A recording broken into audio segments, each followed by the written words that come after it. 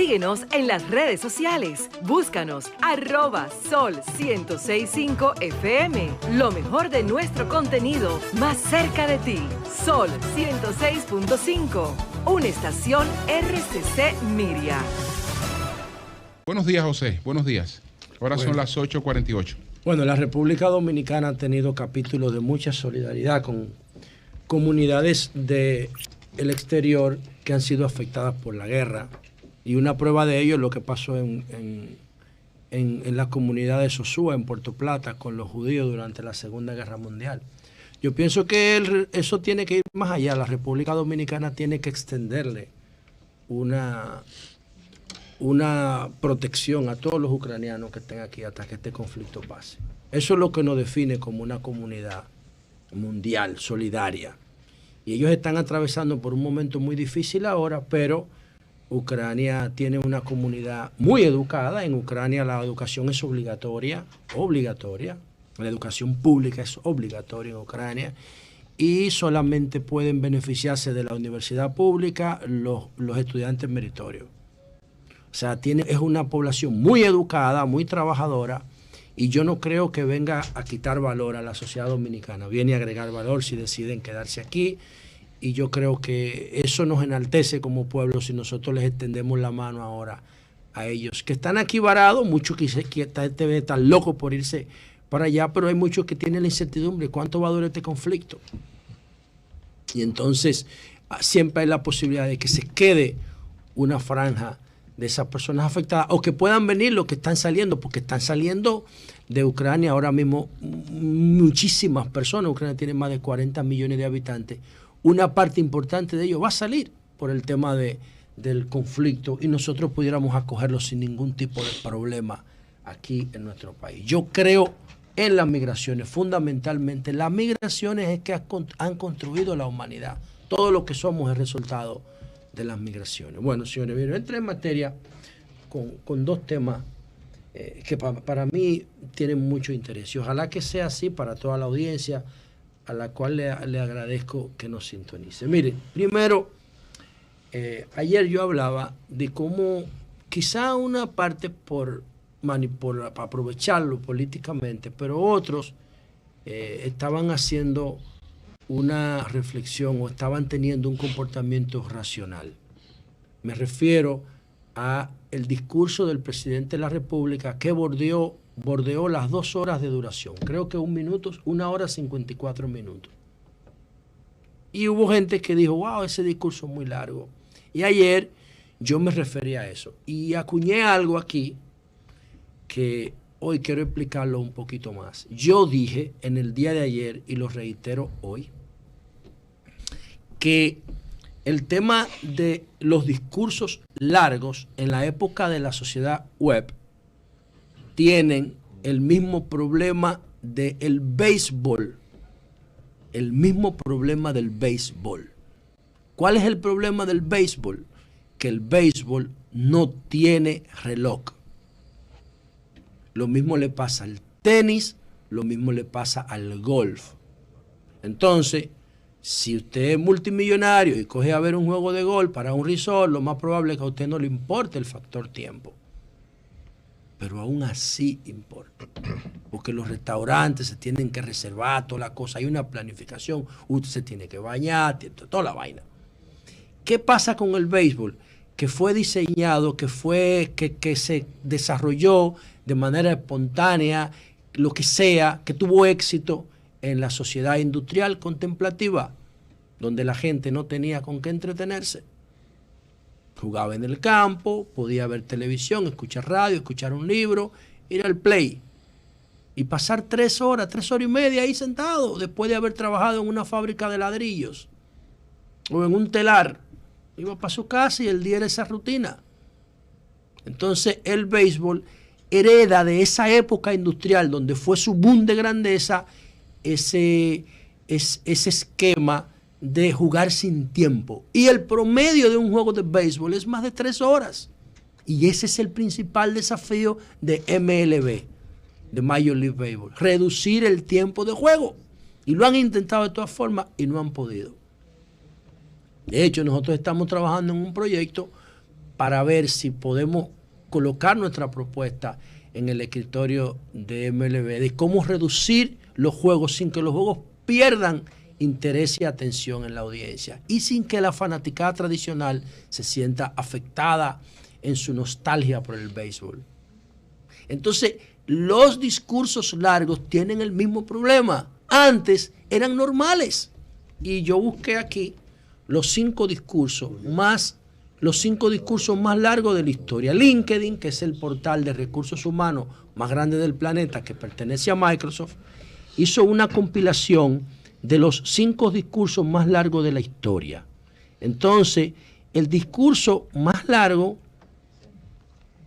de la historia lo tiene Stuart Thurmond. Es un senador de los Estados Unidos que en el año 1957, en defensa de la ley de los derechos civiles que promovía Martin Luther King, duró 24 horas, oigan esto, 24 horas y 18 minutos hablando en el Congreso norteamericano. Un día entero y 18 minutos. Tenía una regla: no se puede mover del podio. No puede ir al baño, no puede bajarse, nada. Pero si tomó la palabra, nadie lo puede interrumpir y nadie lo puede suspender. Eso es en el Congreso norteamericano. Eso es una norma. Horas. Duró 24 horas y 18 minutos defendiendo la ley de los derechos civiles. Con una vacinilla en la... No se podía mover. No hizo nada en ese Está tiempo. registrado por LinkedIn, se llama Stuart Thurmond. Mamacita. El segundo fue Ron Paul, el senador norteamericano, que en el año 2013 duró 12 horas corridas defendiendo, atacando el Obamacare. Ron Paul en el 2013, el de Ron Paul era en protesta por el uso de drones en acciones militares, drones no tripulados. Ustedes saben que los drones, hay una estación de comando, recibe información satelital, pulsa un clip, una tecla, y el dron se encarga de matar lo que esté ahí. Y eso Ron Paul lo denunció en el año 2013. En el año 1957, Christian Manon realizó un discurso de 8 horas en el Consejo de Seguridad de Naciones Unidas, donde ponía los problemas entre India y Pakistán. Otro norteamericano que estableció un récord en el Congreso norteamericano fue el senador Ted Cruz, el que compitió con Donald Trump por la nominación presidencial, el de Texas. Ted Cruz en el 2013 hizo un discurso de 22 horas en el Senado. 22 horas, señores, en el Senado de la República, oponiéndose al Obamacare, al sistema de salud propuesto por Barack Obama. Y entonces Fidel Castro no podía quedarse. Fidel Castro en el año de 1979 hizo un discurso en Naciones Unidas de 4 horas en la Asamblea General de Naciones Unidas, y hizo uno de 10 horas frente a la matrícula del Partido Comunista de Cuba en 1998. Yo recuerdo que Fidel vino aquí, que vinieron a donar una escuela en la comunidad de Máximo Gómez, en Baní, y Fidel hizo un discurso como de 6 horas, que eso lo discutimos en la Universidad Autónoma de Santo Domingo. Entonces, esos discursos eran normales en la sociedad industrial, pero ya esos discursos no los aguanta nadie. Ahora, ¿por qué ya no los aguanta nadie? ¿Por qué no los aguanta nadie? Bueno, hay un norteamericano, Alexander Simon, que ganó un premio Nobel de Economía en el 1978. Alexander Simon es el creador del concepto de administración de la atención, economía de la atención y escasez de la atención. Alexander Simon es el creador de las teorías modernas de administración. Por eso fue que le dieron el Nobel. Todos los modelos administrativos modernos están influenciados por Alexander Simon. Y él ganó el premio Nobel y luego desarrolló los conceptos de economía de la atención, escasez de la atención y administración de la atención. ¿Y qué decía Alexander Simon? Alexander Simon decía que cuando hay un exceso de objetos para observar, entonces la la atención se va distribuyendo entre los diferentes tipos de objetos de observación o de atención. Entonces, si usted solamente tiene una sola cosa en que enfocarse, su atención lo más probable que no decline en el tiempo. Pero si usted tiene varios objetos para ponerle atención, varios temas, varios focos, lo más probable es que esa atención comience a distribuirse entre todos. ¿Con qué compiten los discursos actualmente? ¿Con qué compiten los juegos de béisbol actualmente? Bueno, compiten con Netflix, compiten con WhatsApp, compiten con Instagram, compiten con Twitter, compiten con YouTube, porque el celular lo tenemos encima como una prótesis. Mientras el conferencista habla, yo tengo la opción de ir mirando en el teléfono.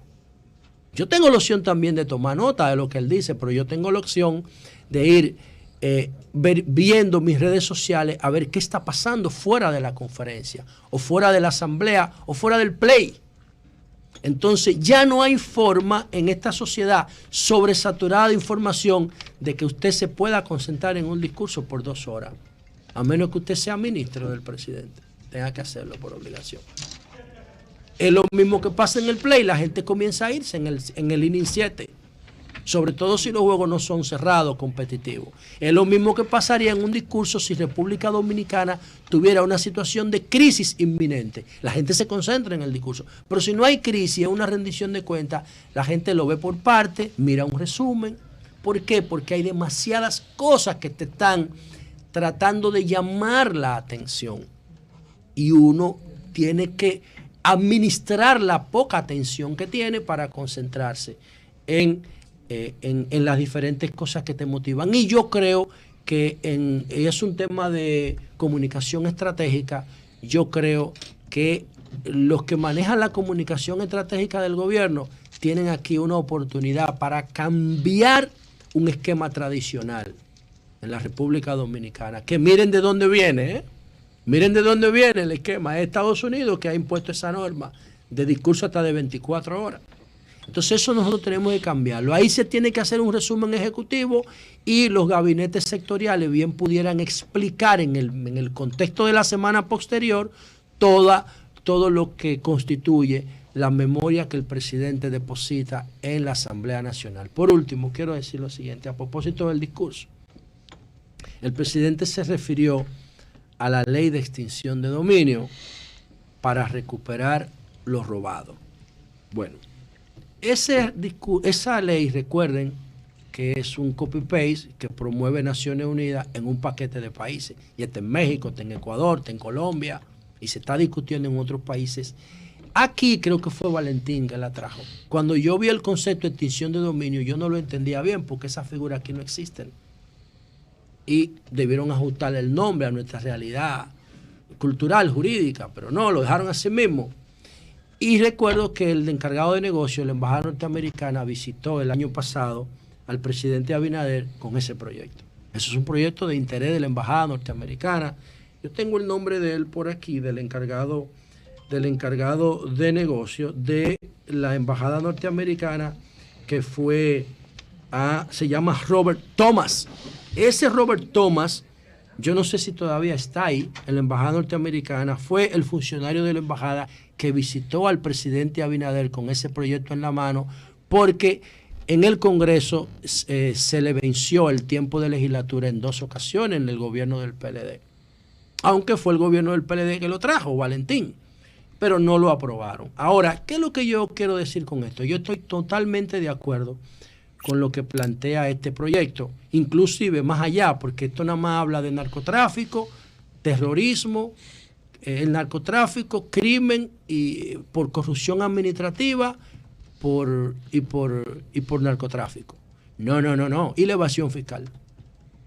La evasión fiscal es el mayor acto de corrupción que existe en República Dominicana. El 57% no la paga. Y se va del 40% del ITEVI. Métanle número a eso para que ustedes vean. Más de 400.000 millones de pesos. Más de 400.000 millones de pesos cada año se dejan de pagar. Entonces, ¿qué es lo que ocurre brevemente con esta ley? Que yo le veo un obstáculo. La ley de extinción de dominio en la República Dominicana tiene un problema que no tiene en otros países porque es un copy-paste. Y yo quisiera que algún especialista me llame y me lo explique o me aclare el obstáculo que yo veo. ¿Qué es lo que pasa aquí? Que la ley de extinción de dominio choca con el artículo 51 de la Constitución de la República. El artículo 51 de la Constitución de la República, que no es adjetivo, es constitucional, dice que no se puede decomisar ningún patrimonio o parte del patrimonio o bien de propiedad privada si no hay una sentencia definitiva. Entonces, no importa qué ley de dominio sea, si no se armoniza con la Constitución, no sirve, porque va a tener que esperar una sentencia definitiva para poder decomisar. Ahora el Estado puede neutralizar un bien, lo puede secuestrar, pero no lo puede decomisar, porque la Constitución dice que no puede. Incluso, yo lo he dicho aquí, mis compañeros lo saben, la Constitución de la República no define lo que es propiedad. No define lo que es propiedad privada. Y ahí hay un gran vacío. No importa que se aprueben 20 leyes de dominio si el artículo de la Constitución dice que tiene que haber una sentencia definitiva. No importa la ley que se apruebe.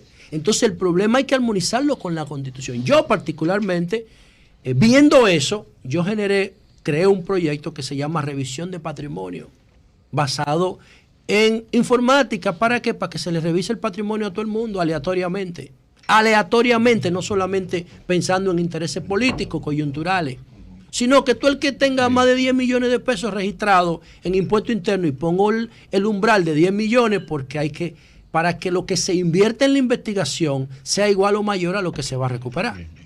Porque si tú vas a aplicarle un proceso de revisión de patrimonio a una gente que tiene un chimichurri, no vale la pena. Ahora, el que tenga más de 10 millones de manera aleatoria, permanente, el Estado y codificada, para que con eso no se relaje. Llévalo a 100 millones. Llévalo a 100. Llévalo a 100 porque esa es la clase media que está 10 millones. Lo que pasa es que el proceso 10 millones. Si yo hablo de patrimonio en sentido general, ¿no? 10 millones de patrimonio declarado. Porque es que todo el que tiene un patrimonio. Tú vives en Sabana Perdida. Tú un apartamento de Sabana Perdida. No importa, pero todo el que sale de la pobreza, todo el que sale de la pobreza va a sentir la necesidad, de cumplir la norma. Pero súbele el umbral. Para apoyarte, súbele algo. 10 millones. No, tú te vas a joder. No, porque yo lo que quiero es que nosotros construyamos la cultura del respeto a las normas. Ahora, por último, yo no creo que la vía sea una ley de dominio. Yo creo que la vía es un criterio de oportunidad como lo establece el Código Procesal Penal. Si yo te reviso el patrimonio y tú no puedes explicar todo tu patrimonio, una parte del mismo, yo te doy dos opciones. Y te digo, si tú me devuelves lo que tú no puedes explicar, yo no te proceso. Si tú te resistes a devolverme lo que tú no puedes explicar legalmente, lo que no puede explicar un origen jurídico, yo te proceso legalmente y te lo quito como quiera. Entonces, ese criterio de oportunidad lleva a la persona objetada por su patrimonio a entregarlo voluntariamente. Y no hay que esperar juicio, porque la ley de extinción de dominio tiene un obstáculo constitucional que es el artículo 51. Sol 106.5, con la mayor variedad de contenido, información, entretenimiento e interacción en una sola estación. Cobertura total, disponible para ti en la radio y en las plataformas digitales. Somos Sol 106.5, la más interactiva.